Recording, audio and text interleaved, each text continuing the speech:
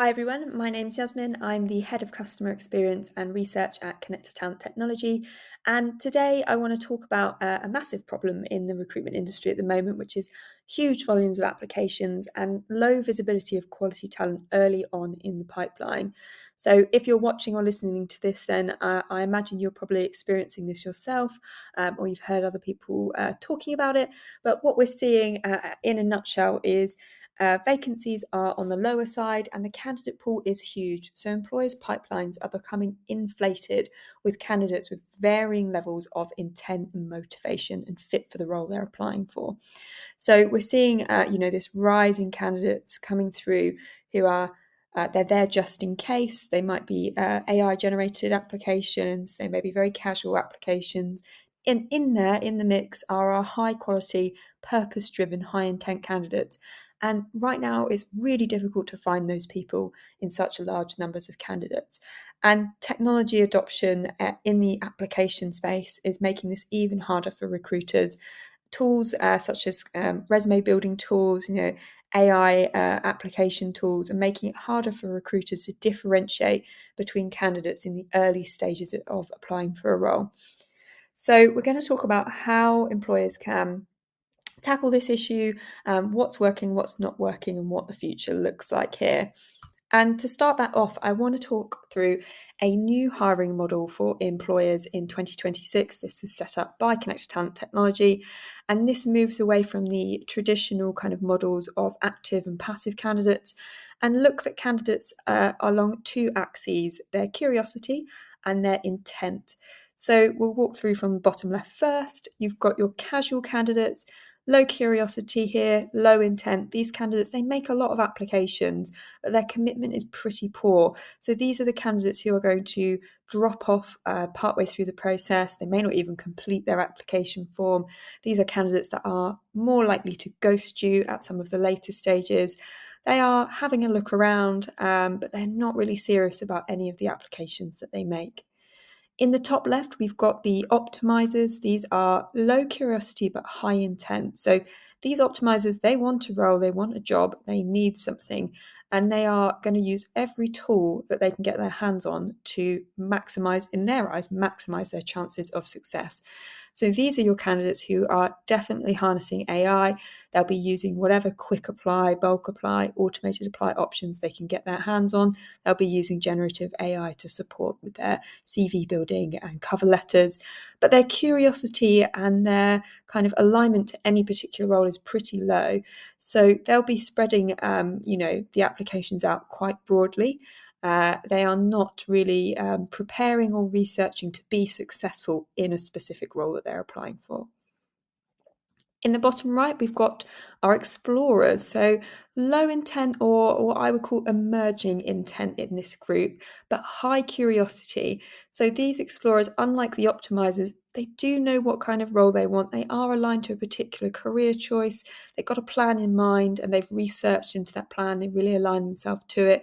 But their intent to be employed by a particular company is lower. So these candidates, they are more likely to be looking at you and your competitors, making them a little bit harder to pin down. You have to do a bit more work to convert them. And they may also make multiple applications. And in the top right corner, we've got our high intent, high curiosity candidates. We call these purpose driven candidates. They are aligned to a particular career choice, maybe even a particular employer, and they have done their research. They have aligned themselves. They have checked that they are a fit for this role, that they think they can do it, and they have the intention to go all the way through your hiring process and be successful at the end. And these are really the dream candidates that we're looking for when we're dealing with these high volumes of applications. So how do you find your purpose-driven candidates? Or how do you get commitment and conversion from your explorers? Well, let's start by taking a quick look at a very typical candidate journey. This is super generic, and obviously your mileage may vary depending on your industry and the roles you're hiring. But up front, we've got applications open to anybody, regardless of their intent, their fit, sometimes even their eligibility. Anyone can apply for a role once it's published. Assessment screening, whether you're using tooling, whether you're doing it manually, using a third party, the meaningful reductions start here. but now we are starting to introduce a per candidate associated cost. And then the interview stages for a lot of employers right now, they are turning away candidates at these later stages because this is the first chance they get to really assess the quality of candidates and to find out who they really are behind these AI generated and generic applications that are being received. And so it's costly here to start losing candidates, but it is happening a lot.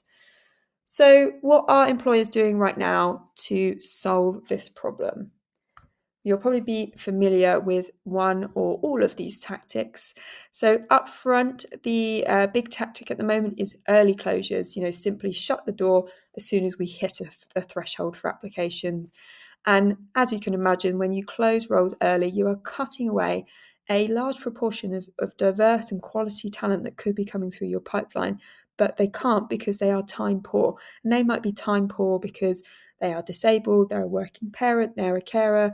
Might be time poor because they are actually spending time researching the role and aligning themselves. So if you think about those purpose-driven candidates, they may actually be cut out of the process here if they don't have a chance to do that research piece up front before the role disappears.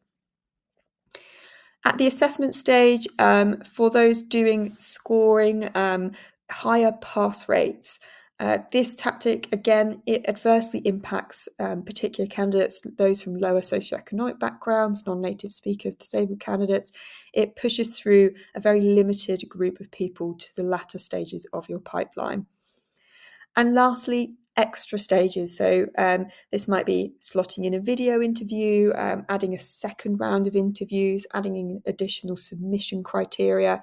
It's bad candidate experience, it's bad hiring manager experience, and it's expensive. It's really expensive.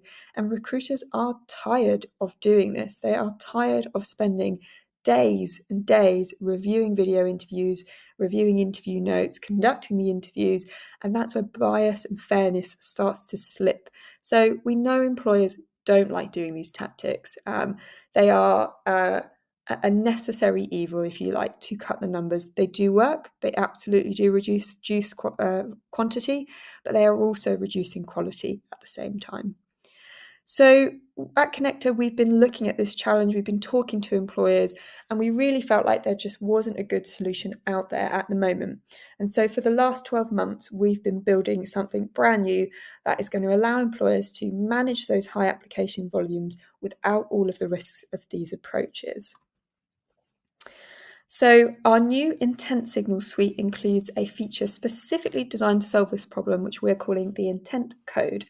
And how this works is that for a candidate, instead of jumping straight into your applications, into your ATS and filling out an application, they are required to go through a pre-application intent check. So we're catching them before application to check if this is really the right role, the right place for them to be. So candidates will go through a very short journey. I'm talking 10 to 15 minutes here, nothing huge, not a huge barrier for them. And in that journey, they will check that the role aligns to their values, make sure that the realities of the role, it works for them. Can they commute there? Can they actually be in the office 3 times a week? Is this actually what they thought it was? There'll be opportunities for them to reflect, which helps to deter those users who are just pushing out automated applications. And they can also pre-check their eligibility and their actual readiness to make the application as well. And if they do all of this, they will be given access to a unique personal intent code. And this code is required for them to make an application to you. So it acts as their key to applying for a role. And it's evidence for you that they have done this pre-application intent check and that they have considered themselves to be ready for this role. And so they've screened themselves in, essentially. And what this does is all of those behaviours that employers really want, that value alignment, readiness, these go from being optional to mandatory in order to even access the application itself. And the little bit of friction that this creates, it filters out casual candidates, it filters out your optimizers, and for your explorers, it gives them a chance to screen themselves in or out. Your purpose-driven candidates will love this. They will happily go through this step and they'll fill it out and get their intent code and apply for your role. And this is how you can cut those numbers down without affecting the quality and the diversity of your pipeline. This is candidate-led. It is up to them if they go through this step or not. If they really want this role, they are going to do this. So what you get at the end of this is a pool of higher intent, higher quality candidates that you can take through to all your remaining stages. And particularly for things like assessment, this means that you can use this in the way it was originally intended, to find the best of the best instead of using your assessment providers as a cutting tool or a cutting stage. Now, when I talk about adding 10 to 15 minutes to the front of your kind of application journey, you might be thinking, well, candidates are not going to do that. They don't have time for that. Well, based on our pilots so far, actually, they are going to do that. And they are really appreciative of having the chance to screen themselves in or out before they spend time on your application form. So this is just a summary of some of the candidate feedback we've received so far. Candidate confidence and motivation was boosted because they were much more informed and much more prepared when they reached the application form. They appreciated the chance to check their understanding of the role and dispel myths. That's a very transparent and authentic thing for them to read from an employer.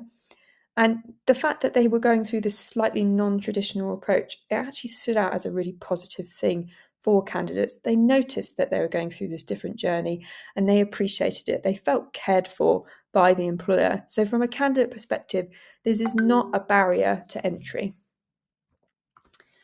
So how does this work when you've got different roles with different challenges? Well, you can dial this up and down as you need. So at the top, we've got here a 5-minute light discovery journey.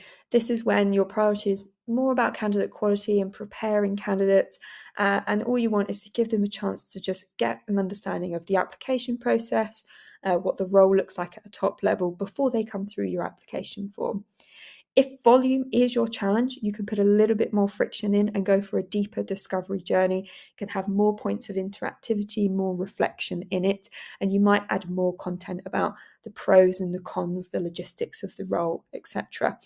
And this will work by deterring more people out because of the extra time and effort required to complete that pre-application intent check. So it's really, really flexible and can be deployed on a role-by-role basis. So you switch this on where you need it, when you need it. Now, it wouldn't be right to talk about this without giving some real examples. So I just want to touch on one of our first pilots with British Airways, who ran this pre-application intent check with the intent code for 2 of their roles, so planning and supply chain and aspiring leaders. And in both groups, we got huge reductions in volume and we got huge reductions in incompletion rates and withdrawals as well. So the candidates who did complete all of that pre-application intent check and got to British Airways application form were much more likely to complete the form, were much more likely to stay through the process rather than renege or withdraw later on. We also saw that compared to candidates who didn't go through these steps, these candidates were more likely to convert to the video interview stage, one of the final stages in their hiring process for these roles. So these candidates are higher quality candidates who have done the preparation, they've succeeded in the application, the assessment, and are converting through to those final stages more successfully than candidates who didn't do that pre-application intent check. So that's a very whistle-stop tour of the new intent code feature as part of our intent signals suite. If you want to know any more about this, feel free to reach out to me. You can find me on LinkedIn. My name is Yasmin Howe. Thank you for listening.